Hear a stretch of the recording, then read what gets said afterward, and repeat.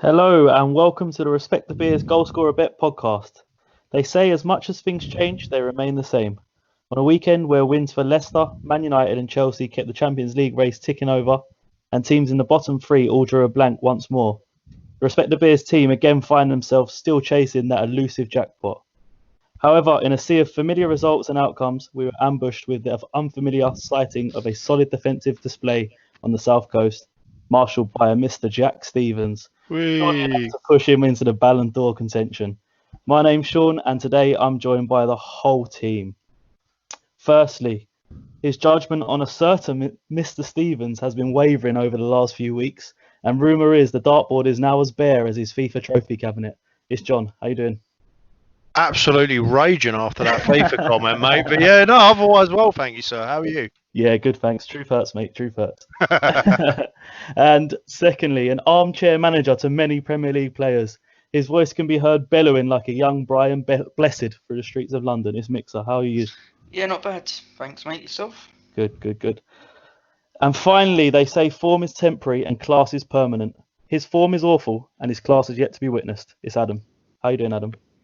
Very good up until that introduction. I feel like one week I should do a good one. I feel like I'm putting down on it straight away. It would be nice. It would be nice. Mix it up, throw in like one compliment a week, so we don't like we're never quite sure which one of us is going to get it. You know. I like that idea. Yeah. I've got to say I have enjoyed seeing Jack Stevens performing well.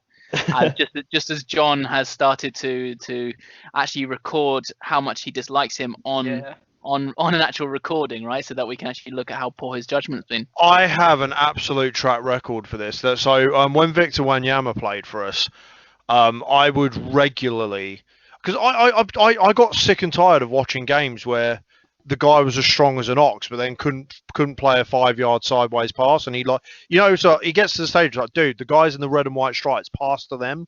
And I went on a tirade of just like ranting about him for weeks, and then he just every time I do it right before a game, he'd have a worldie. So I've got form for this, unfortunately. Actually, that's interesting because today we will be talking about the rapid decline of some Premier League players. I think that's Wanyama that could get into the discussion, and a subject that hopefully will evoke some differences in opinion.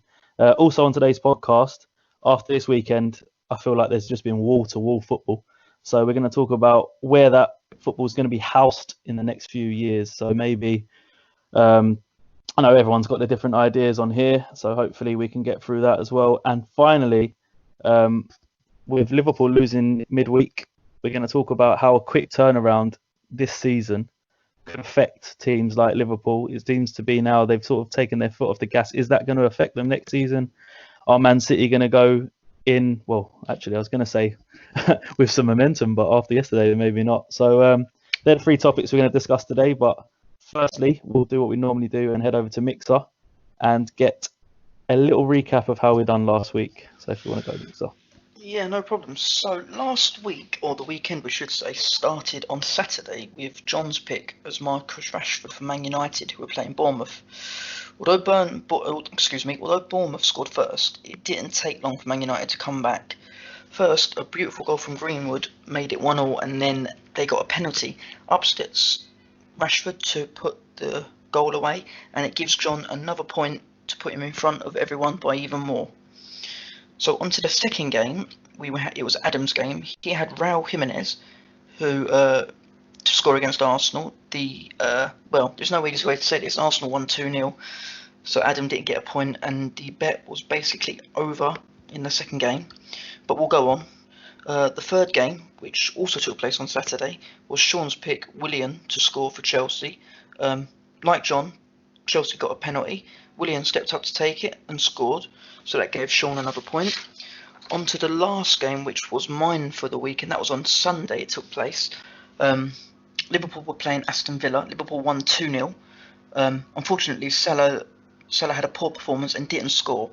So the updated scores would be Sean, Adam and Mix are all on 10 now, so it's got a bit tight at the bottom, and then you've got John on 4, all the way out front on 14.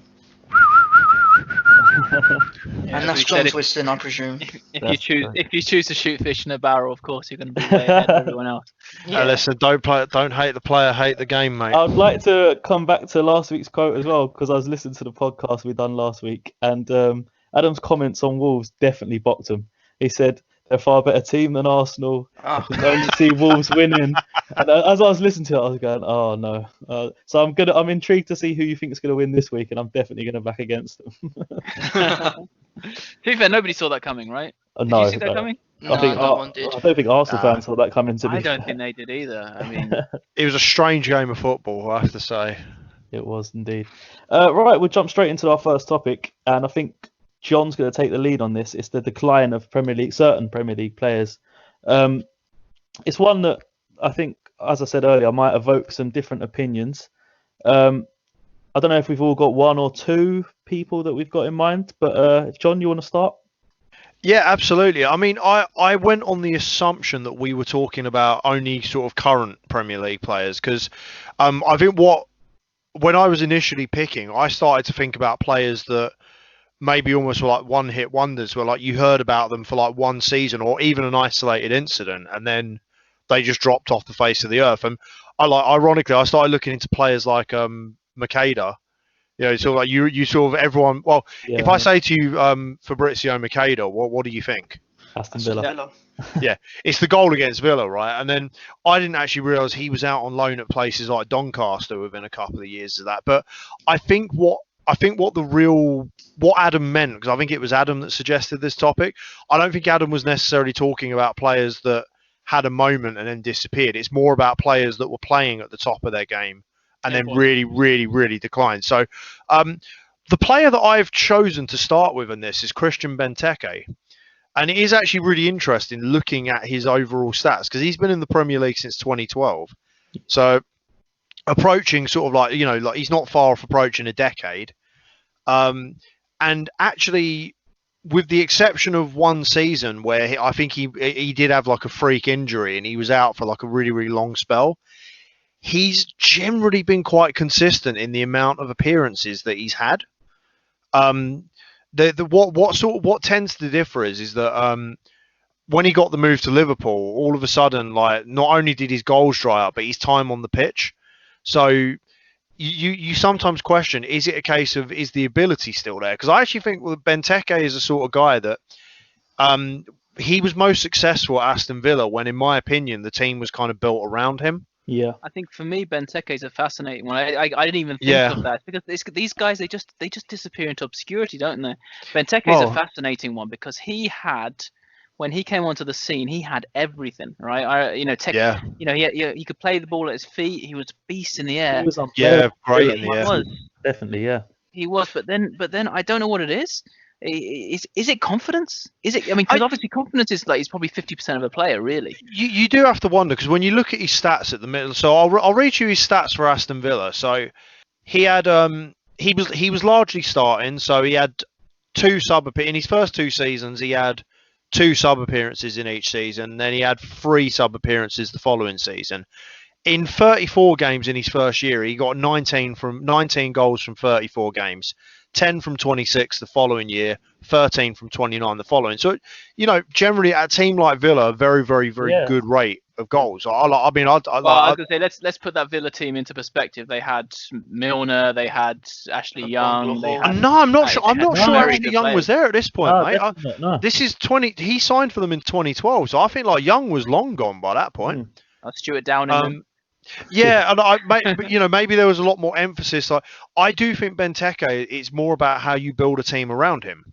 Because I think he went to Liverpool, and I think suddenly he got almost dropped in and was told to. Because I think this is. Am I right in thinking this is post Luis Suarez? So he signs for them in 2015. Now, to me, that sounds a bit like. I think he's too long ago, surely. Might have still been there. I'm not too sure on that one. Though. Oh, so maybe that was part of the problem. He went from being the main man to sort of. I might just, before I get Mixer fact checked, I'm just going to quickly Google when Suarez. I'm on it. Good lad. Yeah, because going from being the main man somewhere to out of nowhere just being dropped in and being told So to sort of yeah, like play sorry around to it. interrupt, John. Yeah, that's all right. Suarez left Liverpool in 2014, Oh, right. So yeah, which so surprises me. Well, I mean, he was obviously there to bring. He was obviously there going to. I mean, you're changing a player. You know, you're changing a style of play as well, right? And what I think is that when you do go up a level, I mean, I would obviously Aston Villa to Liverpool's going up a level. I say Yeah, when you go into a top 6, I remember when Spurs were trying to sign a centre forward. I mean, another player I was going to bring to the table was Soldado. And when you bring a player to the top 6, it's very difficult to find a striker that's able to score when teams are sitting in. When One teams thing are as well, I'll defending. say, he came from another league, so it's even harder, in my opinion, when you're coming from another league. To come into our Premier League, there's no other league like it. But he done well when he first came into the league. That's the weird thing, because I agree with you. yeah, He he's done well almost at Villa, like. he's declined more rapidly the longer he stayed in the league. Because it's funny because Liverpool. Sorry, Adam, to cut you off there. At Liverpool, I think he did have a massive injury nightmare because there's 2016-17. There's no appearances, no nothing. Like, but I mean, the goals generally dried up. He didn't get into double figures in either of the seasons he played semi-regularly at Liverpool, and he's only starting about 50% of these games. He goes to Palace, and he starts to find the form again. Like, it's 15 goals from 36 starts. There's nothing to sniff out of Palace, in my opinion. But suddenly the goals have just dried up since 2017, and it's hard. If you ask me, I think you're looking. I mean, we're looking at strikers, right? And you're probably looking at confidence. Once the confidence goes, then you start taking an extra touch.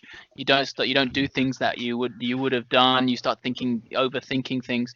So I think obviously we can probably maybe look at the confidence that plays being a player. I think the system is huge because manager turnover plays a part because Palace have chopped and changed managers over the time he's been there, and I think I think I said a few weeks ago on a podcast, I think with certain players, it's more about the system you play them in rather than their own individual ability. Because I think again, with a team built around Benteke where he's got people feeding off of him, and there's a lot of crosses going into the box and so on, I think that suits. Yeah, that's what I'm not. Sorry, go on. I know that's right. I'm not sure at the minute. I think there's a big emphasis on Zaha's role as a key player, dribbling at players. Are they necessarily getting enough service in what, like, when they're using Zaha as that type of outlet? Exactly. Well, I'm not sure. Let's look at the system here, right? Let's maybe shift gears into another player, Joe Hart. He's one who got absolutely destroyed because of a system change. Yeah. And the decline of this could potentially be maybe it's both, right? Maybe change in philosophy really with Joe Hart, wasn't it? Well, yeah, but I mean, you could also even look at it from a confidence perspective as well. But both system and confidence, right? System changed. He wasn't able to do it. I think another one is the player that replaced him. You would have thought that is it Navas? No, Bravo. Claudio Bravo. Bravo. Yeah. Sorry about that. Bravo. He's an interesting one. He had a massive decline as well, and that wasn't a system thing.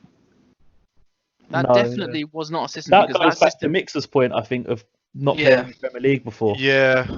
I think De Gea struggled when he first came as well, didn't he?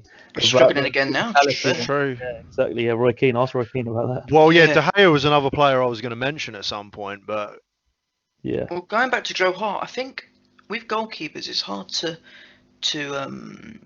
say that it's a change in philosophy, because apart from like shot saving, that's the fundamentals, and saving and keeping, but that doesn't change much for keepers. I think I think Pep has changed the game in terms of distribution, though, and I think Joe Hart wasn't anywhere. I completely agree, but the problem with Joe Hart was he was making mistakes that he shouldn't be as a keeper. Forget about kicking it out, but obviously the fundamentals of a goalkeeper are saves. Not necessarily. Not really, not for right? Pep, though. That's the thing. That's where he's different. I don't think that's necessarily true, right? So I'm not sure if saving I is disagree. That, right? I disagree. But most goalkeepers can save pretty much every goalkeeper actually is a great shot stopper. But I remember Aurelio Gomez, one of the best. Oh yeah. It's about being kind of consistent, right? So Gomez now versus Forster. Gomez technically is probably a better goalkeeper. Forster's better at the crosses, which I think is a huge part of Premier League football. Exactly. I think huge. I think if you're looking at if you're looking at if Watford were playing in La Liga, I don't think that Forster is the Forster, right? He's the No, yeah.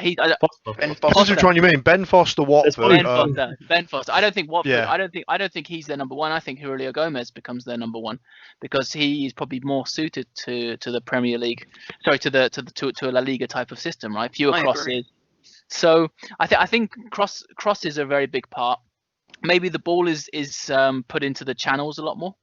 So in our league, right, there's a lot more running down the channels. Yeah, so I see where you're coming from a goalkeeper perspective. I think it's difficult for them to transition, but I think the decline of De Gea is a very interesting one because for him, again, is it confidence? For him, has he too comfortable? Has he not got competition? Or are they asking him to do too much because the defence isn't very good? I don't know. Like they've kept a lot of clean sheets recently, and he's still like. I mean, I know United are strange because they're a side that seems to be perpetually in transition. And he seems to be one of the.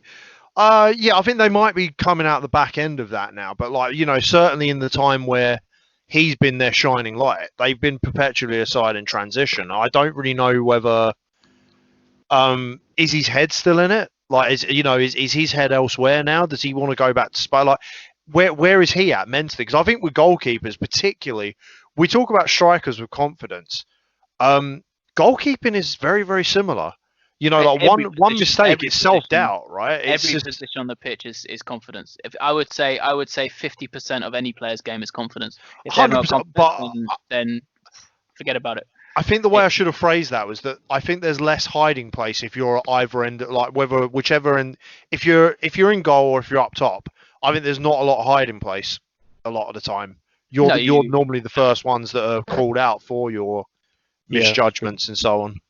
Yeah, very true. Here's a player I want to mention. Adam might be happy about this. What about David Luiz? What about David Luiz?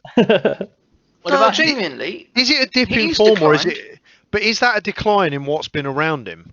I think the player has declined personally. Guys, he's 34 years old. What do you expect? He's not a young man anymore. It's not as if he's in his peak playing football. I mean, you've seen it with Toby Alderweireld. As soon as he hit 30, he started to decline big time. You've seen it now with Jan Vertonghen. I was going to say more so Vertonghen than Alderweireld, I thought, but yeah. But he got to 32, he started to decline. I mean, I don't think that's a decline, an unexplained decline in form, right? That's going to happen as you get older. Fair enough. I mean, I think I can only think of really a couple of players that probably played well until they were 40. I think it's Brad Friedel. He played well right until the end. They'll be largely goalkeepers, right? But Buffon is doing pretty well, actually, still. But you've seen a decline in form with Buffon. Let's not lie about that, right? Because of his age. Then you're looking at players like Maldini. I think he played till he was 704. And he played at the top level every time, right? But I don't think you can put players who have declined due to their age in there, right? I think it's players like I remember there was a player that I used to love at Spurs was Wilson Palacios, and his form just went off a cliff. All those years ago, he went from being a really good midfielder into nothing. And I just wonder if it's a question of hunger? Is it a question of I think Palacios' situation was more personal, wasn't it? He had family problems over in Honduras. I think that was a massive. I remember Harry Redknapp mentioning it. I think his brother got kidnapped and stuff. So I think that was more more personal issues, wasn't it?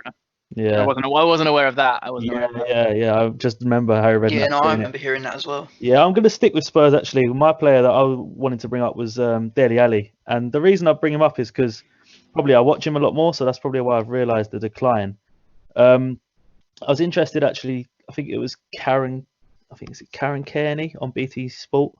Was talking with Joe Cole about him, and they were saying about how when you come through as a kid, you've got this sort of freedom, and I thought that definitely applied to Dele Alli. I remember watching that one season, especially the Crystal Palace goal, like to have that confidence to do that. That's just a kid in the playground, and I think he's sort of lost that freedom now, and that's where his decline is sort of coming from. I think it's massively a confidence thing. I think the change of manager doesn't help, even though apparently he gets on with Mourinho.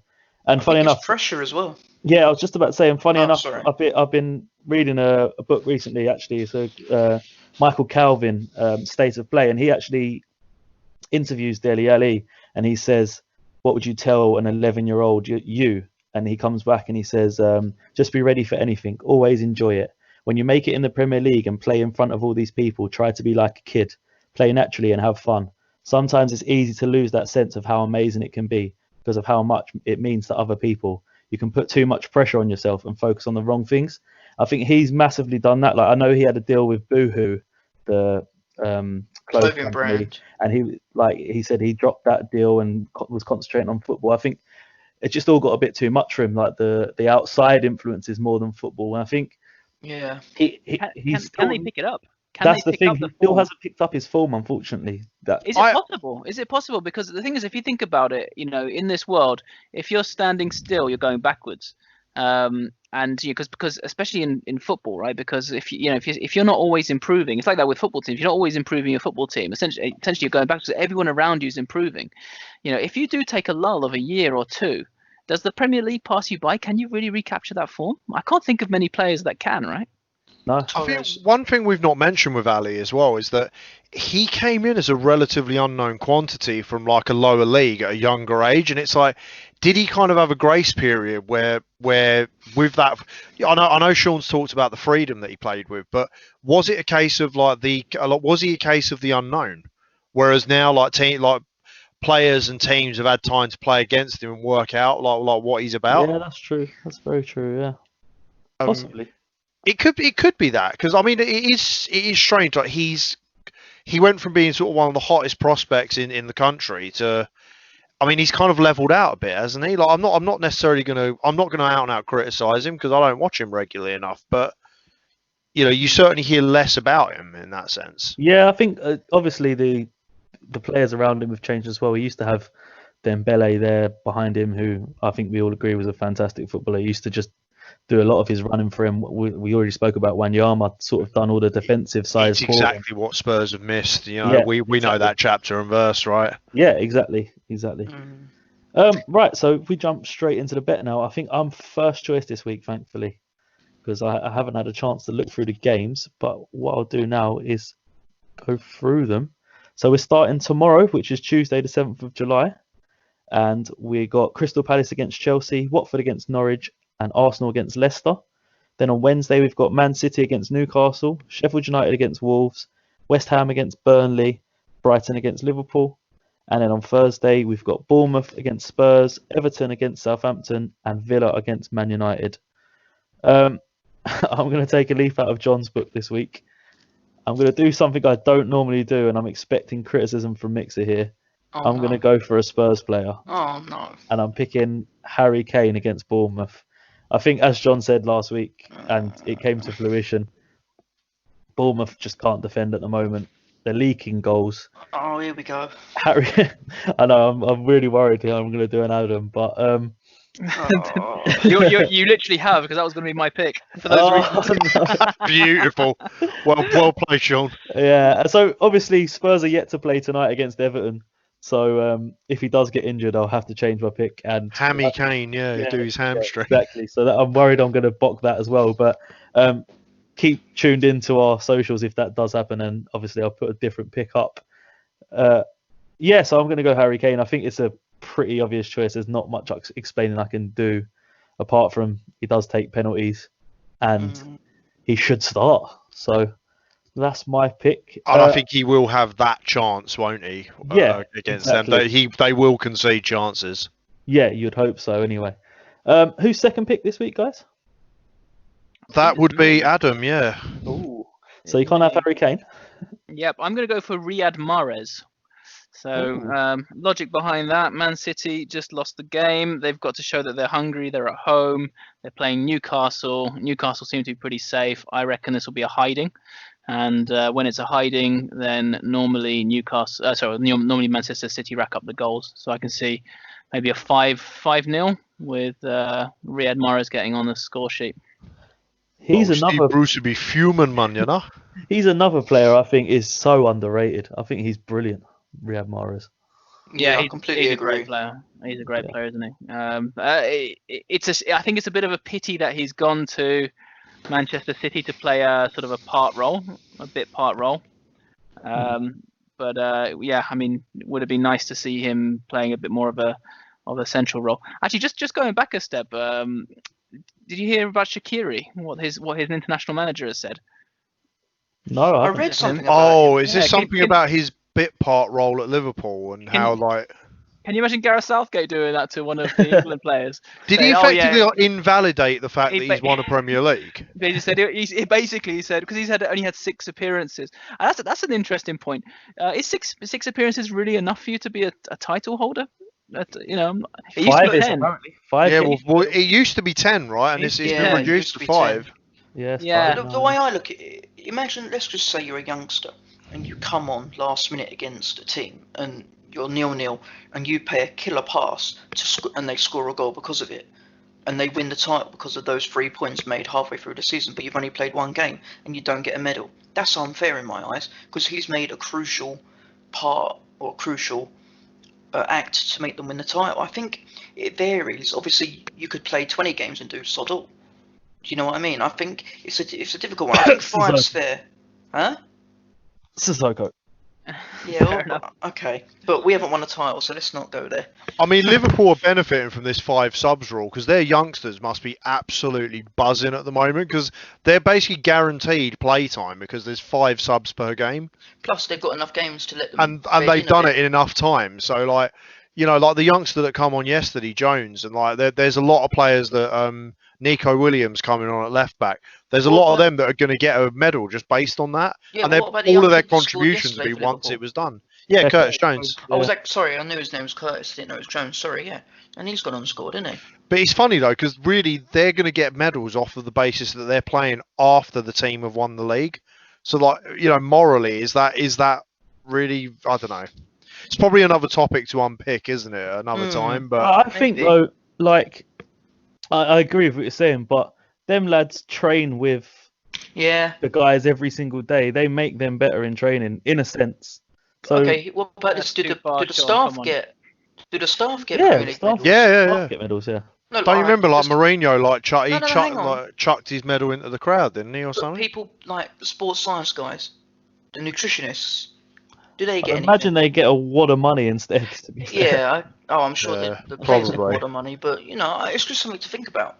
Yeah, definitely. Talking about wads of money, we're going to go straight into the TV rights debate. Nice. I think Adam took the lead on this one, and it's definitely a subject that I'm well interested in because unfortunately I haven't really researched a lot into it, but it's fascinating. I think because I think we could be on the curve of a bend here where the league sort of goes into a Netflix sort of system, and I'm sure Adam has more on this. So if you want to go ahead, Adam. Yeah, I think we're obviously in my day job. I'm sometimes looking after content and seeing how the world's changing, right? You know, if you're looking around about 20 years ago, content, it wasn't great to have content because you needed someone to broadcast for you.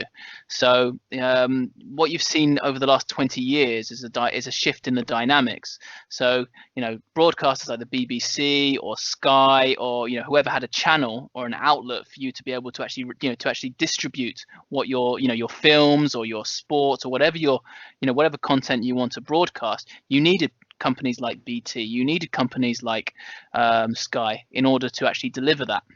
Yeah. And that's what you've seen from the 90s. But since, let's say the last 10 years, since Netflix hit the scene, content's become king, right? And basically all you really need now are some servers and a website. And now what you can do is you can actually distribute your content on a website and you can basically cut out the broadcaster. So when you're looking at it like that, from that perspective, you're seeing companies like, I don't know if you've seen the WWE Network, for example, you know, what they're doing. They still have sort of let's say a hybrid model, but a lot of their content now is available directly on their app. I think you mentioned recently they've got the NFL network. Yeah. So where you're actually going directly to basically people are consuming and buying, a season pass, for example, directly from the NFL. Obviously, you look from the film's perspective. You've got Apple TV, you've got Disney Plus, you've got Netflix, all these different other providers who are essentially providing their own content, right? And you're going direct and streaming with those providers. The question, I guess, what I wanted to pose is, in the history of the Premier League probably is as big now as it is today because of the work Sky did at hyping it up, building a Sky Sports news channel behind it, making these pundits into superstars, building the teams up into these big sort of dynasties, which they may or may not actually have been. And now that and the Premier League is so big, a lot of that's actually come down to Sky. But the question now is, do companies or broadcasters like Sky and BT do the Premier League actually need them, or could the Premier League actually go it alone and open up their own network and be just as successful as they are today, or would we see the Premier League fade away? Man, I mean, this is a tricky one, because I do foresee that the natural evolution is for something along these lines to happen. Yeah. It's how long it takes to get there, because I think you've got to think about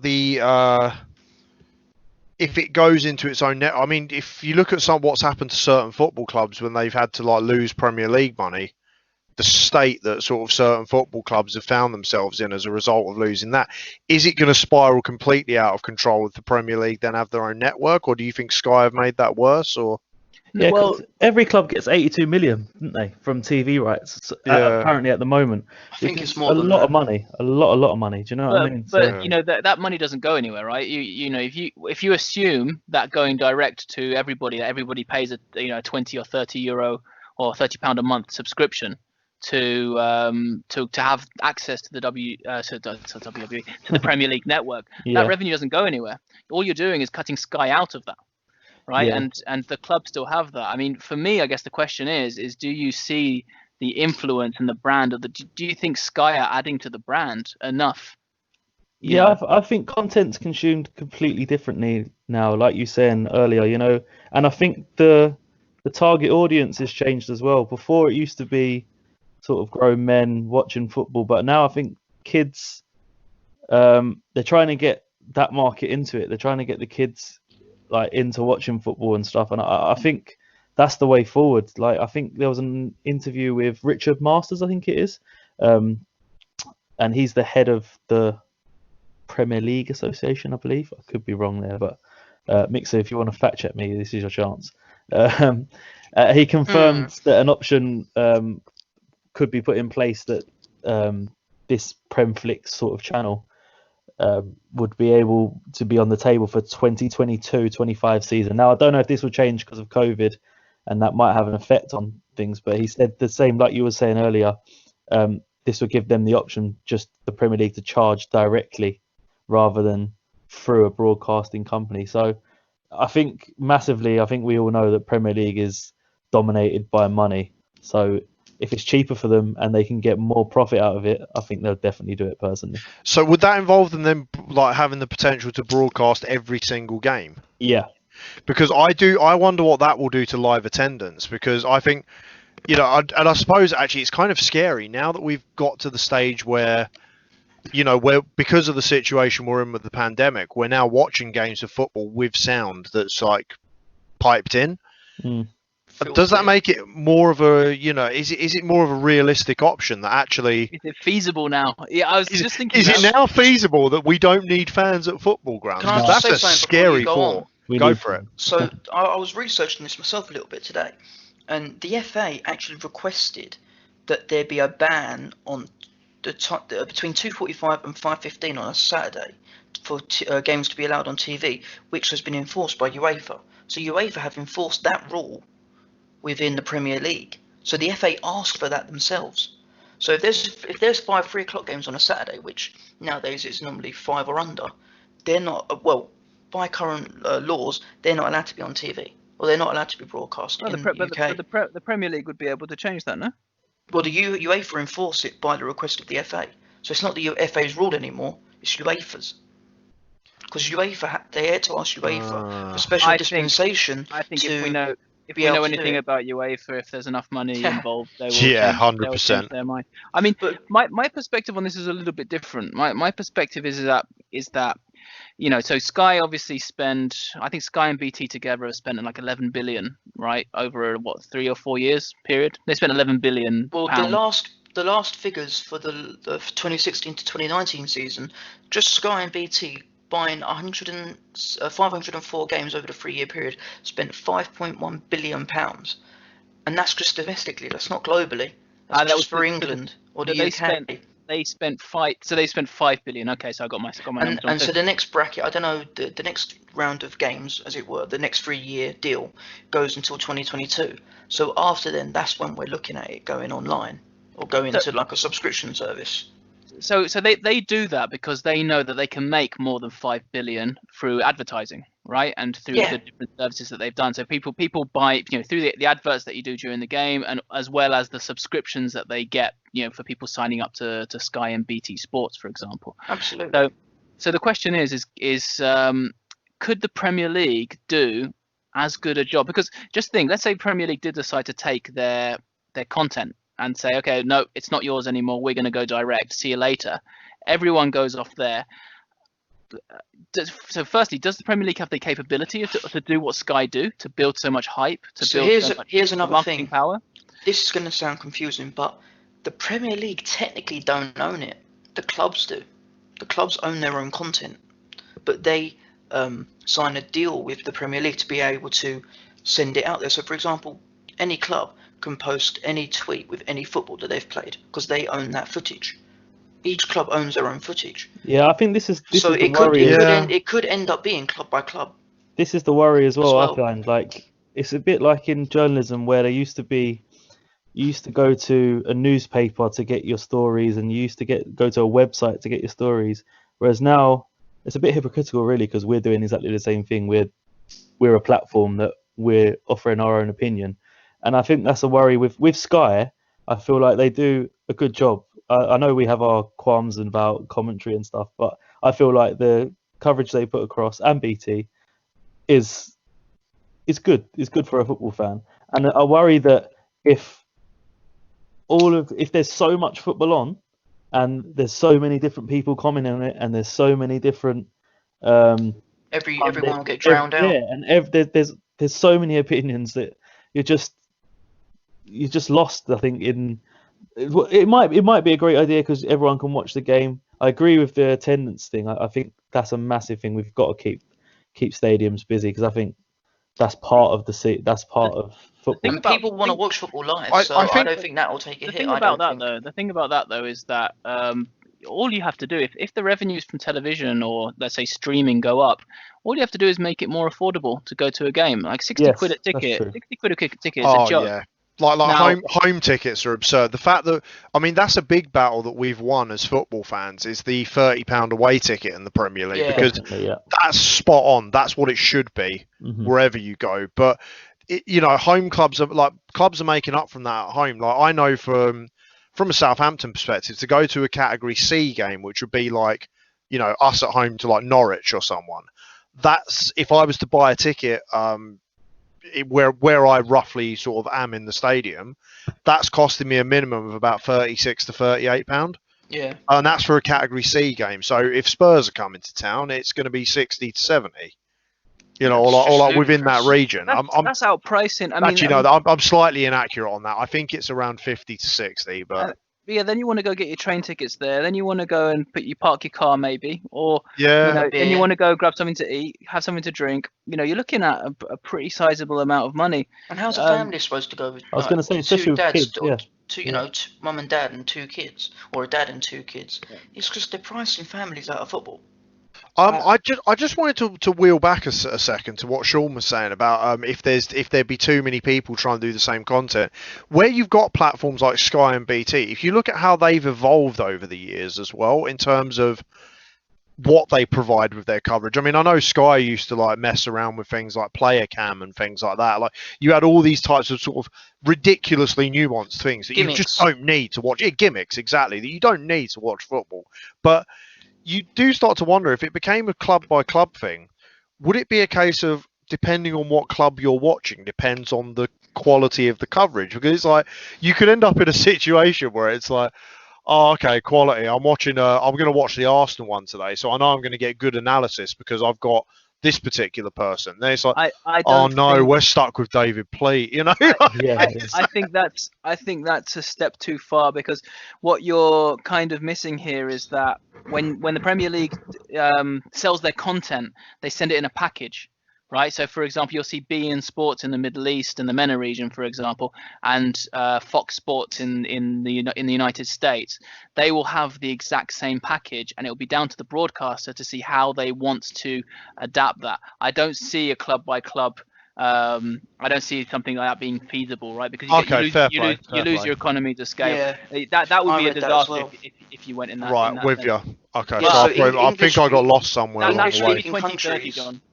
English-speaking countries have, like, basically what happens is, so Premier League send out, I think, as Adam said, their own coverage with their own commentators. So if you watch a game in America, or if you watch a game in Australia, because they're both English-speaking countries, you'll have the same commentators. That's how it works. Yeah, got you. And Got ya. BT and Sky could, in theory, do that and use the out-of-the-box Yeah. commentators, but they obviously choose to use their own. Which they're And- entitled to as well. My view is quite. I think you could probably get a big money pop, but I think that the marketing power of the Sky in particular, maybe not so much at BT, I think that you would see them build the brand of something else in its place. Give BT time though with the marketing, because I think they'll get there. Yes.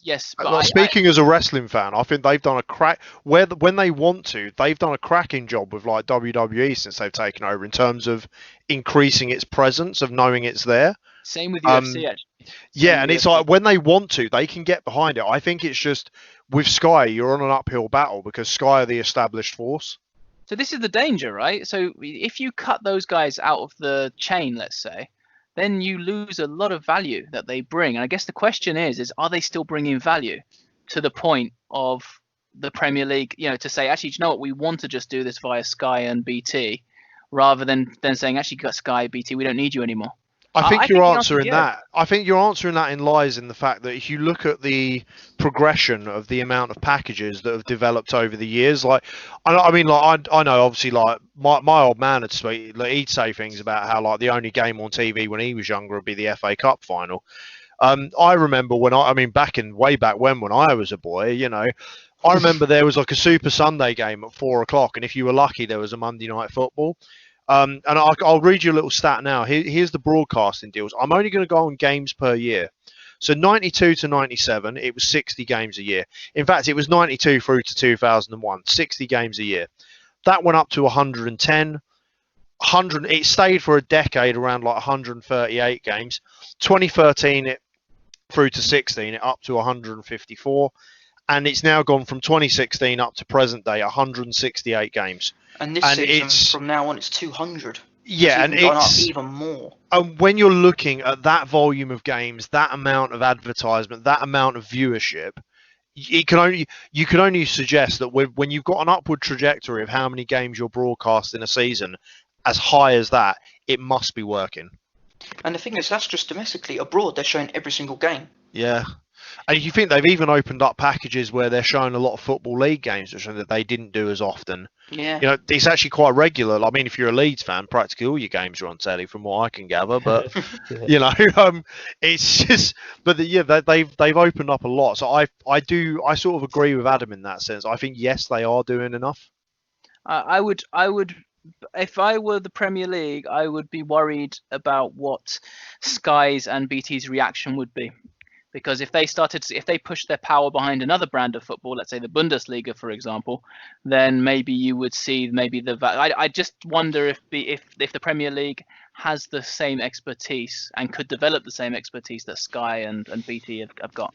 It's an intriguing one because if you think about it, like with Sky and BT, like the way they've muscled in on the Champions League packages, like they can get behind like stuff, like they can get behind more than just the Prem. You know, like if Yeah, that makes yeah, sense. yeah. I mean, I think BT have done a great job with the Champions League. I never really liked the Champions League on Sky, but on BT, I think they've done a pretty good job. Yeah, I think they have as well. They've definitely evolved it, haven't they? Or the press the red button for multiple matches or whatever and things like yeah. that. I Like, think the thing is that this multiple matches is the future because if I've got Spurs on the other, if it's a 3 o'clock kickoff and I've got Spurs on playing, but the game that they're showing is something else, I'm looking for the Spurs game, and I don't care about anything else. Well, I remember when game. Amazon have had their first 2 big fixture games this season where they had it on Boxing Day and one with me. And I remember John and Sean come round to mine and we had 3 games on in the same room. And I thought that was great. well, that was amazing. That was great. That was a great experience. The only problem with the internet streaming is that it's a minute and a half delay compared to. Yeah, but the thing is, because it's internet, everyone's going to be delayed, so it's not too big of a deal, if you ask me. Yeah, it's not. I guess to go into the question is it live stream? Is it actually live? Then is the question. Well, yeah, well, of course it is. Unless you can't put your phone down, then yeah. How does that impact your enjoyment essentially as a consumer? Because I know when I was watching so we were all chatting I was on WhatsApp web chatting to you guys on Saturday, and I had the Man United game on my phone on the BT app, and I had the Leicester game on my TV. So and then I was getting spoilers over what was about to happen in the United game, just because Mixer was sat there watching it in real time on TV. Didn't really affect my enjoyment at all, but like I can understand if I was watching a Saints game and it was suddenly, oh, this has happened, and I was then watching it a minute later, I would find that quite tiresome. Obviously, if I'm being honest, I'd just switch off from whatever else I'm doing. I'd focus solely on that. But solely on exactly. So for me, the appetite from the fan or the typical fan is going to be, I want this choice. The consumer wants choice nowadays, right? Yeah. So when you're talking about when I was a kid and you're saying, well, there was only one game on, it's like, yeah, but you're not a kid anymore. And actually, the guy, why did baseball in America die out? Because they weren't catering. They were looking short term. They weren't catering to the needs of their consumer. And if you're looking at the same thing in the Premier League, if you end up sort of stopping people consuming the content for, let's say, short-term reasons, then you might find that you end up losing engagement. I think football's different because you talk about America. There's so many different well-loved sports: baseball, American football, basketball, ice hockey, them sort of games. Whereas in England, the core of people's sport is football. It's football. The country's main sport is football. And it's not like it's main sport by a few percent. It's big. I'd say 80% of sport watched in this country is football, at least. I don't think you'll ever worry about the sport dying out. I just think the way you consume it could change. I don't think you've ever got to worry about that. That's as a global brand, though, as a global brand, I don't think they have. Yeah, but there are other leagues out there, right, that produce similar content, right? You have Bundesliga. You've got La Liga, So everyone watched the Bundesliga when it was on, but then straight away, as soon as the Premier League come back, everyone dropped it like a lead balloon. Yeah, fair point. But let's say, do you know what I mean? Let's say, for example, you've got BT and Sky pushing Bundesliga because they've got the content on their platforms, so they have to, and then you've got the Premier League app by itself. Then I think give it time. Over the next couple of years, then I think you start to see the Premier League lose its market share. Yeah, but what are you going to watch? A game from your own country? Maybe you might not have any interest in it, or a game from another country. If you're going to watch a game, I think it depends what that game is. If it's Barcelona against Real Madrid, or it's anyone really, I'd rather watch Barcelona. I'm pretty sure people in Scotland are watching Premier League matches over some of their local matches. Yeah, but have you seen Scottish football? Hey.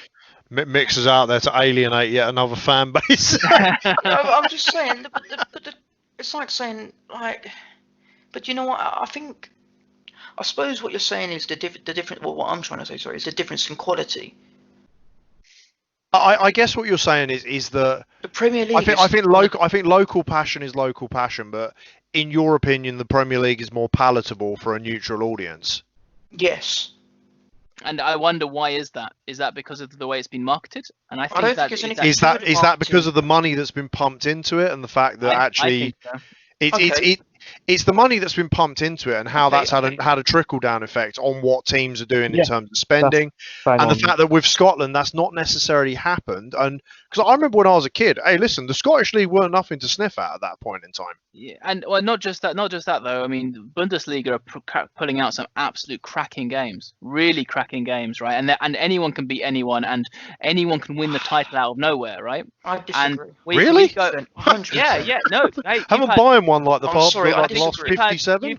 You've had more surprise winners of the Bundesliga than you have had of the Premier League over the last 20 years. Oh, but come on, man! Recently, it's been a stranglehold, right? Yeah, okay, fine. Recently, but my point is that the only reason you think the Premier League is so special is because you've got Graham Souness going, it's the best league in the world. It's the best league in the world. Listen, nothing about Graham Souness is special, right? Don't get me. Don't trigger me. But the only reason you're saying that is because you're constantly told it by the broadcasters. No, I disagree. I completely disagree.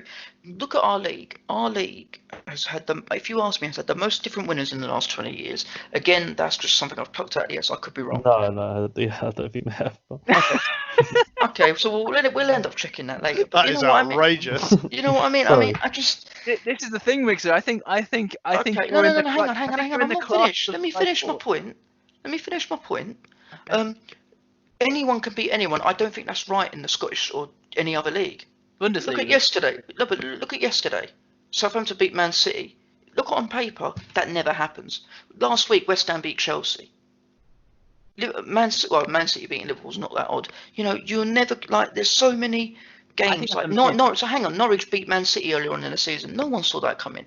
But you don't see teams like Barcelona and Real Madrid losing those sort of games. You do. I think you do. Loads of time. Yeah. I do think that I don't know. I feel like the Premier League has maybe suffered in quality over the last year or two, but I think that might be a completely separate talking point before we go down the rabbit hole of that. But yeah, I think we've kind of veered into a different topic. Slightly. Yeah. So yes and no, right? Because we're basically talking now about the value that Sky brings, and I think it's a good example that look, the marketing value makes us think that our football is superior to anyone else's in the world. But if we actually looked at the stats, we might disagree. Oh my God! We might find a different point. And I'm not going to jump on the Scouse Sports Bus for too long here, but when you get like a Liverpool Man United game and they spend like 10 days to a fortnight giving it like WWE levels of video package hype, yeah. And then you get all of that for the massive 0-0 draw when no one will commit and lose the game. And I guarantee if you went back over the last 5-10 years and looked at how many like massive top of the table clashes, look at the level of hype they've been given to what they've actually delivered. It will be that'll be a fascinating bit of research. And I think it's a great example of the value that comes from the current broadcasters that I don't think Premier League, if the Premier League decided to cut them out of the chain, I think the broadcasters, I think they would suffer, because I think that power that they've got, I still think they have the power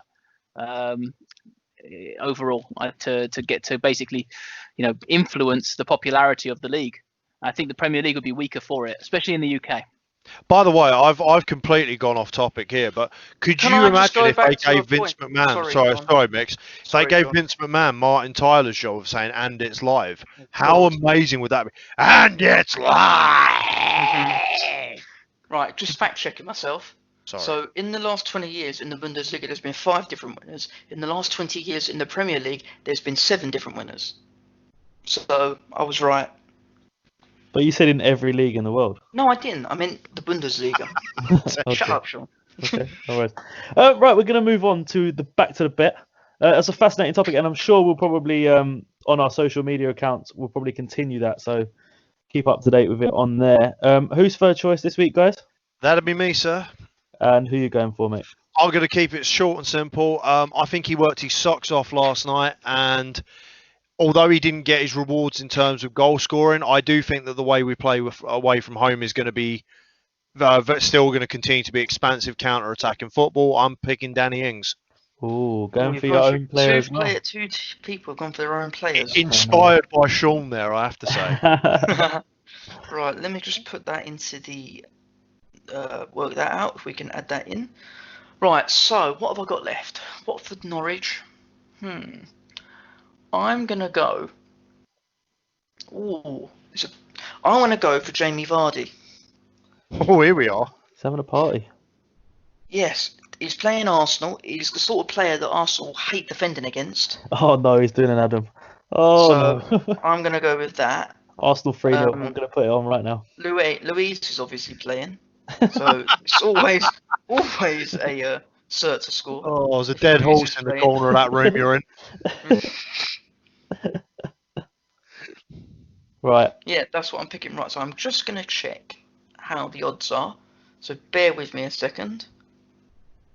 I was just going to say we may need to clarify that we'll put down a price now, but that may change if Kane obviously has to.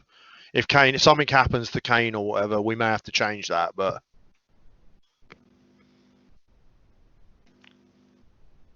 here we go. I'm just putting Vardy in now. I know you're all on tender hooks for what's going to happen.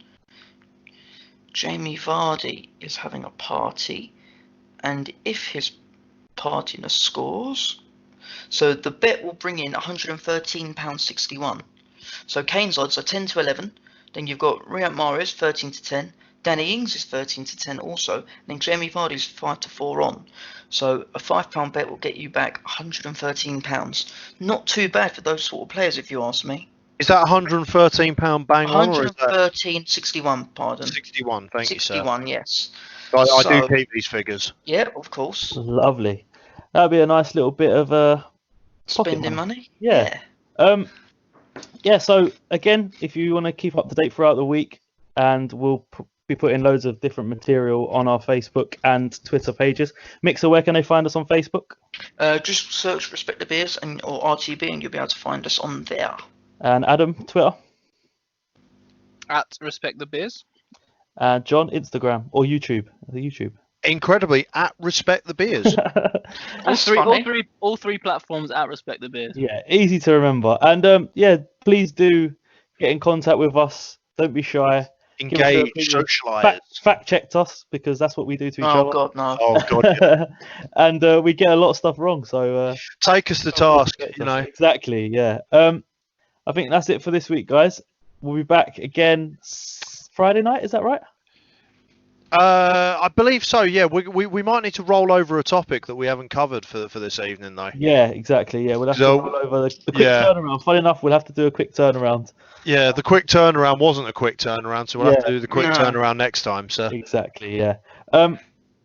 So guys, keep in contact with us and give us any of your topics that you want us to cover, and we'll be back on Friday. Cheers, guys. See you later. Take care. See ya. Bye bye.